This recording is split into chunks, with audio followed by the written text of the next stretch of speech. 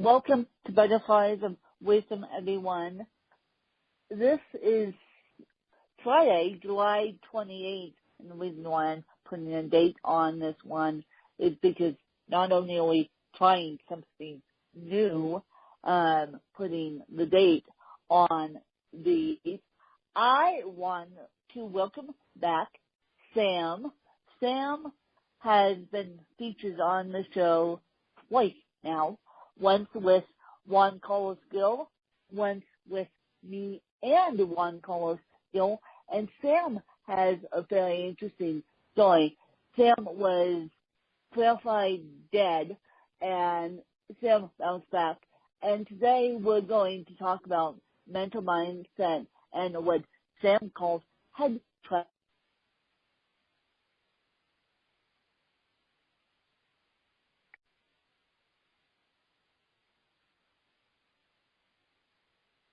And Sam, I don't know if you can hear me, but I want you to explain to your audience, to my audience, what you are trying to do with the latest project. Yeah. Hi, Wen. Yeah, it's nice to be with you today for the third time now. It's hard to believe all the time that has gone by, but my focus lately is on all this head trash, all this mental garbage that we have. And that's what I had in my own case, especially in my 20s.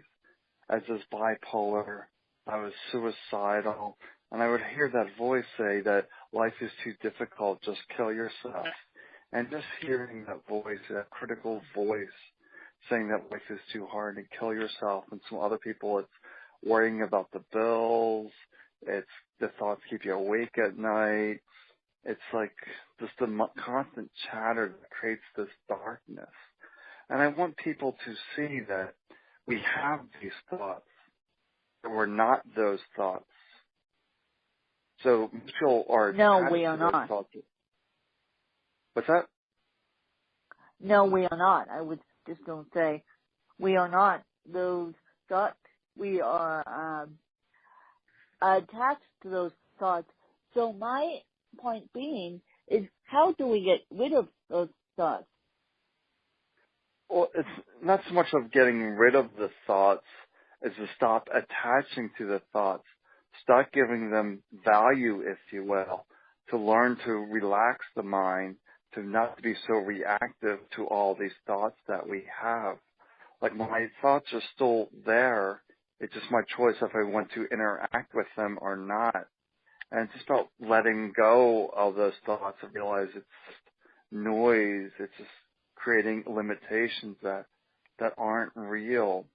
And that's what I really want the audience to understand, is that all these thoughts that you have about yourself simply aren't the truth. And the thoughts from other people and through their opinions of you isn't the truth either. Because at your core, you're a child of God. You're this consciousness. You're this perfect spirit. And we have this mind that tries to tell us otherwise.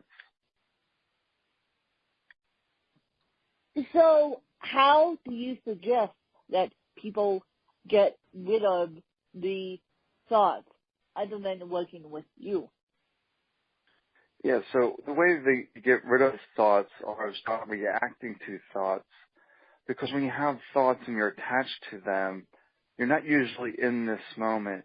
You're either dwelling in the past, maybe the place of regret, shame, of just reflecting on how things have unfolded in the day or the past week, and just being that mindset that's dwelling in the past. Or maybe it's the mind that's guessing what tomorrow's going to bring, the future guessing. And when I really try to teach people just how to be in this moment, now not to attach, but like being here, maybe it's touching a table and describing that table to me. Maybe it's touching your feet on the floor and describing what that feels like. Is the floor hard, soft, and just really engaging your senses in this moment and not allowing the mind to tell a story about the moment, but actually experience the moment. So you're telling people to experience the moment. Well, people with physical disabilities or mental disabilities can experience the moment. I have a friend who is bipolar. I actually have two friends who are bipolar. And if they go into mood swings, they are not going to be able to experience the moment. So Sam, I'm asking you, because a lot of the disabled listen to my podcast, and I have a friend who used to have seizures, and so during that seizure, they're not going to experience the moments of life. So if you want them to get rid of the head trash and experience the moments of life, how are they supposed to do that while having a seizure or having a bipolar episode? I ask you. Yeah, because you have to do something to break that. Because I too was in that space with multiple sclerosis, bipolar, where you're really trapped in the mind, the darkness of the mind. So you need to do more aggressive techniques, if you will, to get into this moment. So maybe you grab an ice cube, you grab something, so you grab that cold piece of ice and you focus on that. That will pull you into the moment. Like you run your hand under cold water and you just focus on that water. And by focusing on that water, you bring yourself into the moment. You're not in that storyteller anymore because the mind can only focus on one thing at a time. It can't focus on the story, the mental story, and what your hand is experiencing, whether it's cold water, an ice cube, or if your hands aren't working properly, maybe you stop your feet on the ground, something to get your attention back into this moment. And now, okay, I'm going to play devil's advocate, but if you give someone a ice cube to focus on, to pull them back into the moment, wouldn't they throw the ice cube across the room because they are perseverating on something else? I know that from first hand, from dealing with kids and adults with severe autism, if you break their concentration when they say Susie Q is mad, instead of saying I'm mad, they use their names. And 9 times out of 10, if you pull their concentration away from what they're perseverating on and give them the ice cube, they will throw it across the room. And so when the person with a mental disability do that? Yeah, the mental disabilities is very challenging. Just depending on that individual, it can be very challenging for the mentally disabled. That if the ice cream doesn't work to break their concentration, then you're really challenged at that moment. Like, how can you pull that person back? And unfortunately, there's probably cases where the brain is wired a certain way that it becomes really nearly impossible to come back into the moment.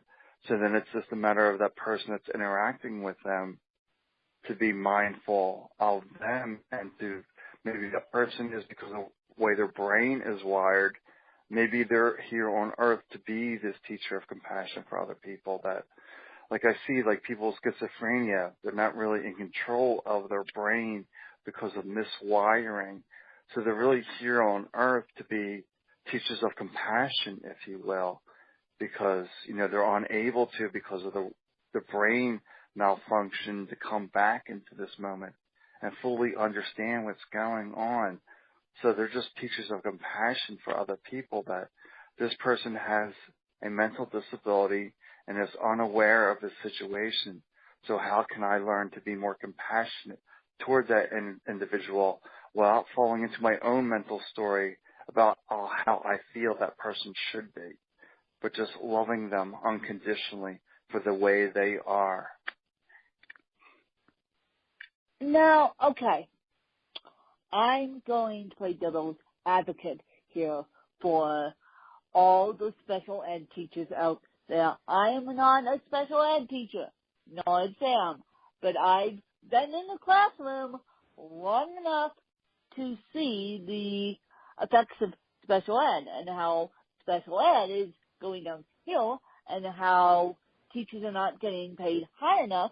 You guys know I'm a teacher. I am transferring out of my teaching job because I can make more money public speaking and podcasting and writing books than I can teaching. You guys know that by now. But if you, Sam, had a class of, let's say, I don't know, 15, let's say 13 students. I almost said 15, but let's say 13 students to give an example now.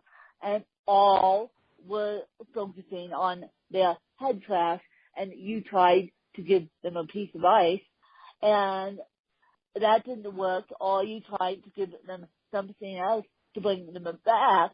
What would you do? Because 9 times out of 10, they have the special ed teacher, but they have the untrained aide who is not trained to be special ed, but they're so staffed on staffing for teachers that they need aides in these classrooms. So the piece of ice isn't going to work for 13 kids because we can't do that. So what do we do if we have a class full of special needs kids who are thinking about, let's just be honest here, committing suicide because their bodies are not perfect or their mental disabilities are taking over their lives? Right. So it's really up to the individual. So if like ice isn't available, you can give them crayons and have them draw, or you can just bring in an object and have them describe the object. What color is it? Describe the height of the object. Get them to discuss the object, because discussing the object will get them back into the moment. So you engage them, with what they're seeing. Is this blue, red? Is it short? Is it tall? And you get them to describe that object, whatever it be. It could be a piece of art, could be a basketball, something to get their attention to focus on that object. And for the aide that's not trained, that they're also dealing with their own unique head trash on how they think the students should behave. Their learnings and what their skills are, because so they also have their own. This is at the beginning of the year too, that the aide is not trained and the aide is dealing with their own head trash. We're trying to clear people's minds here, but sometimes it's a little too overwhelming and a little too overstimulating, at least for me. Yeah, so it's just a matter of just really just being, if you're a facilitator, if you're an aide, then you should have a good practice to clear your own head trash so you can be that point of presence for someone, to show them, to find different ways to pull them into the moment. If they're attracted to a certain object, then you notice that attraction and you bring that object over to them. Then you ask them questions about that, the color of it, the shape of it. But there's all sorts of ways to get people back into the present moment. And the more people are in the present moment, the more relaxed they are. And the more relaxed you are, the less stress you have. And the less stress to the body is very healthy, all that cortisol and everything else generating from the stress.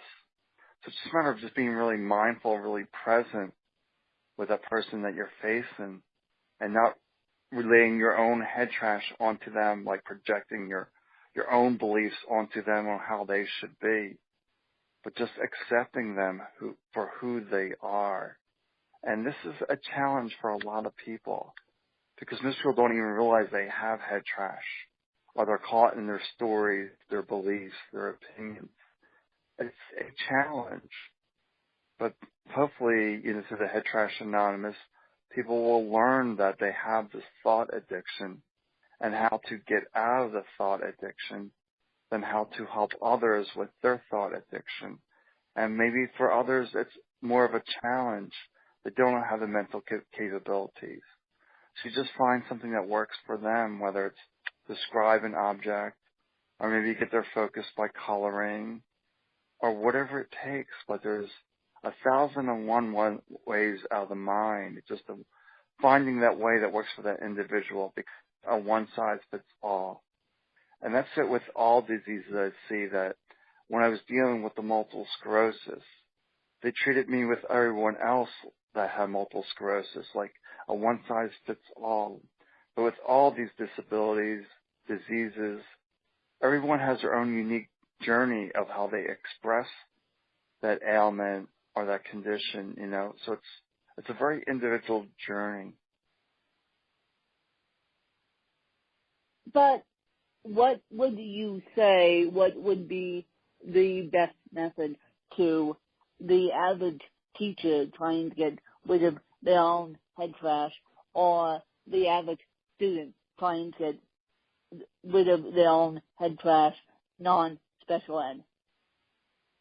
Yeah, so it's really what everyone needs to do, especially if they're, if they're a teacher, a facilitator. They should really have their own practice before they walk into a classroom or work with individuals, their own mindfulness practice or meditation practice, so that they're clear, that they're present. They're not walking into the class like angry and upset about the day, that they're just letting that go and they're present. Then when you're working with individuals, it's just a matter of, what does this person need? And what does this person need? And not lumping everyone together. Unfortunately, the mind likes to lump everyone together, but it's really an individual process. And a person really has to be steady in themselves to find the way that will work for that individual. Like I said, there's 1,000 ways out of the mind. It's just a matter of finding that way for that person. And it's not a one-size-all. It's just a matter of, like, what's that present practice that's going to work for you. But, Sam, I'm going to play devil's advocate here again. We barely have 15 minutes to eat lunch. Some of us eat lunch standing. I avoid eating lunch at work. But 9 times out of 10, we can't go to the faculty lounge and take a moment. So what do we do if we're having a bad day and then we go to lunch and then we have all this head trash and then we don't want to take our head trash out on the kids when they are throwing pasta across the room or potatoes across the room because they don't know how to hold a fork? They're in preschool. And so we don't have time to have a moment to breathe. So how do we, as teachers, get rid of head trash so we don't take it out on the kids? Yeah, so it doesn't have to be escaping. Just walking can be a mindfulness practice. Feeling your feet on the floor. You're just trying to bring your conscious focus into something for a moment, whether it's your feet on the floor, a sound you hear, touching a table. There's all sorts of ways that you can get yourself back here in less than a second into this moment. And it's just a skill that has to be learned, that get myself back here in a second, then how can I help this other individual? And what's the way that will work with them? But it's a practice that has to start before you approach an individual or a classroom. And they don't teach this, unfortunately. They don't teach that we have this head trash, that we have these beliefs, these opinions, that a lot of people would like to judge a book by its cover, unfortunately. And we're not really taught how to take away that cover and see that person for the way they are right now. Not the way we think they should be, but the way they are. I definitely agree. And you know this, Sam, I have difficulty in my fan base does a 9 times out of 10 they judge book by its cover. But so you're saying to the teachers out that need to plant their feet on the ground literally and then focus on the moment. Yeah. But it's a practice. So people have to practice that.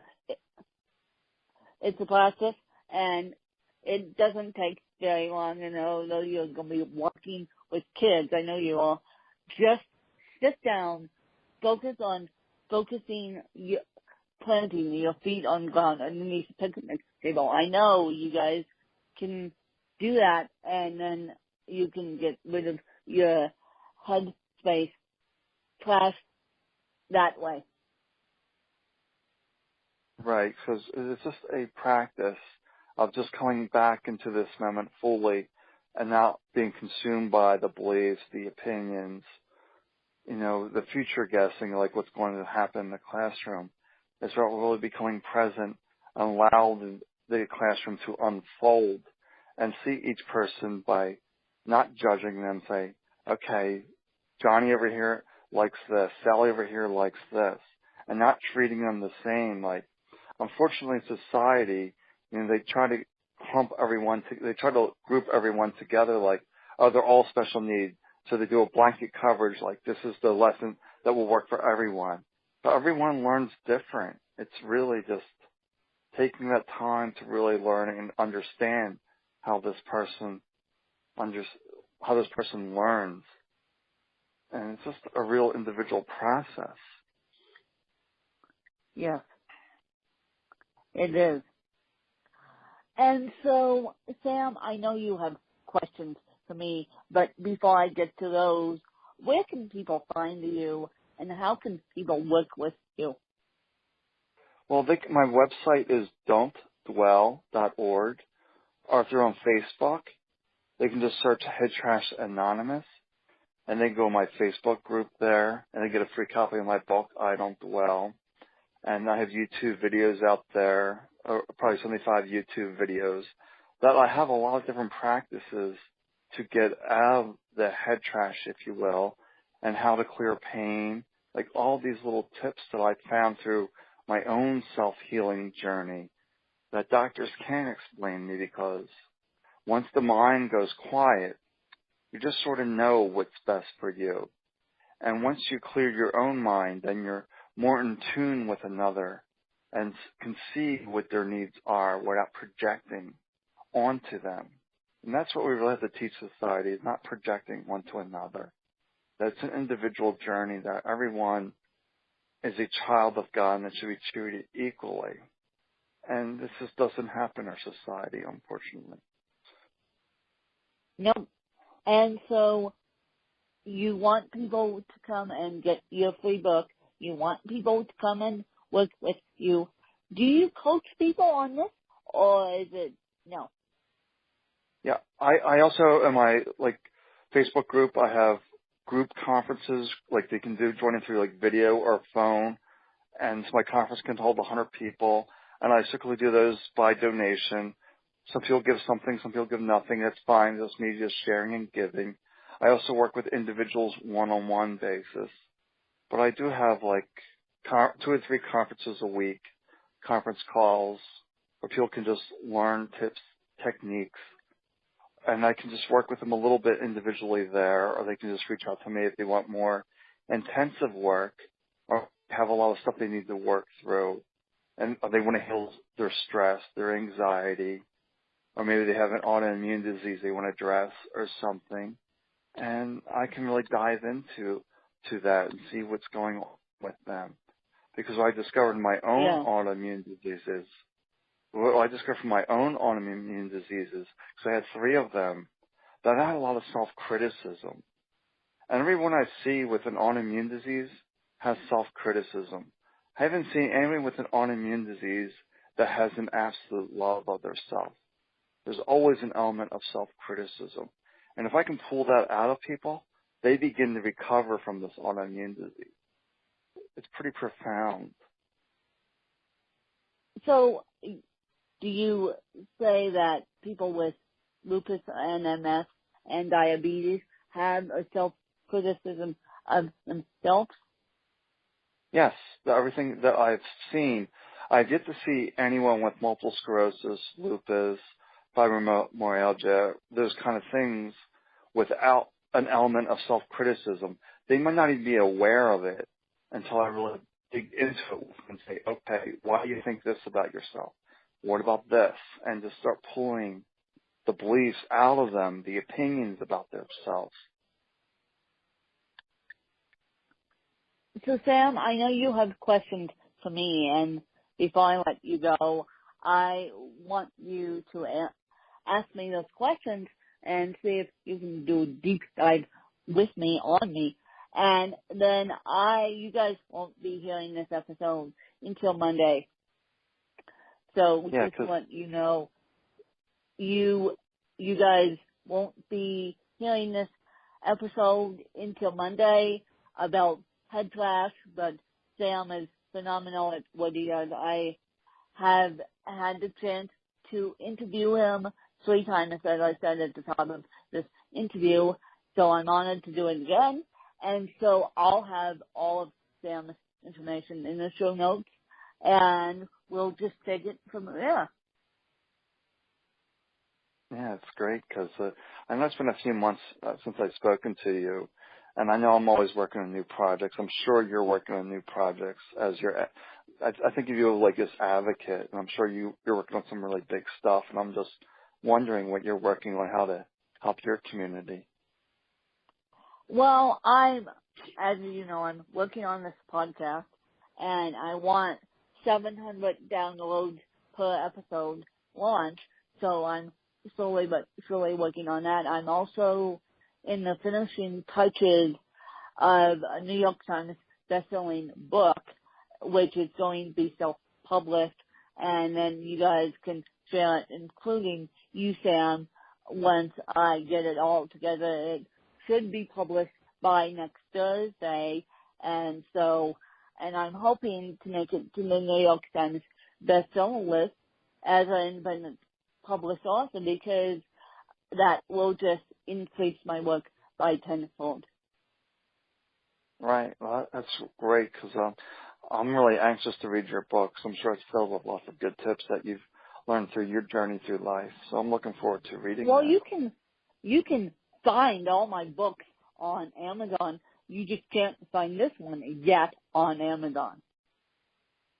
Right. So yeah, I'm looking forward to see what you're working on, how you've discovered things that made your life improved and better based on your circumstances.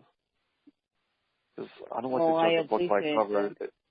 Because it's all a unique journey, and I always pick up tips here and there. It's like, oh, I never thought of this. I never thought of that. You know, that's why we're all these individual expressions of this one divine God, if you will. Yep. And so do you have any other questions for me? I was just really curious what projects you're working on, the book, the podcast. You just sound like a very busy individual when I see you on Twitter and things like that. You seem very busy and working on things. I'm working on the book and the podcast. Right now I have several books in my iPad and writing away. So this will be my income as of 2019. My income will be the podcast. It will be the books. It will be the teaching philosophies. I just came up with another book title today. So I'm going to write a book on something after I finish something in 2020 or 2019. I'm slowly but surely stepping away from education, and I'm writing my something. Let's just put it that way. I'll leave it at that. And so I'm writing something on something. And so it should be a really interesting process of me becoming a writer and a teacher. I'm also going back to school for journalism starting in September. So that should be an interesting process. And so I'm hoping that the universe will work with me, not against me, and gracefully quit my job in 2019 or 2020, and if worst comes to worst, I can go back and teach English one day a week, or it's just teaching English one day a week. But writing is my true passion, and I'm going to try and make it a full-time career. That's great, because the world really needs your voice in the world. You're such a good advocate for the community. Well, thank you. I try to be. And you guys, I am setting up an interview with a success story of special ed, and then I am with that same person. I'm also deep diving into the failures of special ed, believe it or not, because this particular situation got diagnosed a little bit too late, but I asked this person this morning whether she would come on my podcast, and she's gracefully agreed. So we're going to do the success story of special ed, and then we're going to do the downfall of special ed in the same interview, and that interview will be set up in the next couple of weeks. I just have to clear my schedule for this interview because I think you need to hear the success story of this particular individual and also the downfall of this particular individual's situation now, because I am more help than the school. Let's just put it that way. And as I said to Sam, teachers don't have time to do these mindfulness meditations. Teachers barely have time to put their feet on the ground and get back into the aspects of teaching and what they should be teaching. But I'm hoping that you guys found this interview interesting with them, and I'm hoping that you will be able to get rid of your head trash. All right, thank you, Wynn. I enjoyed talking with you. Well, you are welcome, and I hope you guys enjoyed another fabulous episode of the Butterflies of Wisdom, and I'll catch you guys next week. And this podcast has been sponsored by Grace by Grit. Grace by Grit is a clothing line out of California, and they're giving you 20% off when you type in the code EXO Butterflies. So when you look for athletic clothing, just consider Grace by Grit. And I appreciate all my fan support and help with this next project, which will become a New York Times bestselling book. I need to sell 900,000 copies of my book, 9K to be exact, of a single book. And so we're going to make this happen. I know we are. But I'm only asking for it once, not twice, not 3 times. I'm only asking for it once, just to help my community and Sam's community together. So I appreciate you guys. Sam, what is your closing statement for this podcast interview? Yeah, if I had any closing statement, is just to slow down, relax, realize that you're doing your best, that you know how, and just really be gentle with yourself. Because this voice in your head is just beating you up unnecessarily. So just try to relax and be okay with who you are, because who you are is just perfect. Well, that's a beautiful way to end this interview, and I hope you guys enjoyed another fabulous episode. I certainly did, and as I said, we'll have all of Sam's information in the show notes, and if you guys just click on Come Out, look, or swipe right in Overcast, you guys can get to the show notes, or we have the show notes on our website, butterfliesofwisdom.webelieve.com. And if you guys need to get a hold of me, I'm on Twitter at When Kelly Falls, and I will give you the episode of Sam's information, and I can even connect you with Sam via phone if you guys want. And so I hope you guys enjoyed another fabulous episode. Thanks to you guys.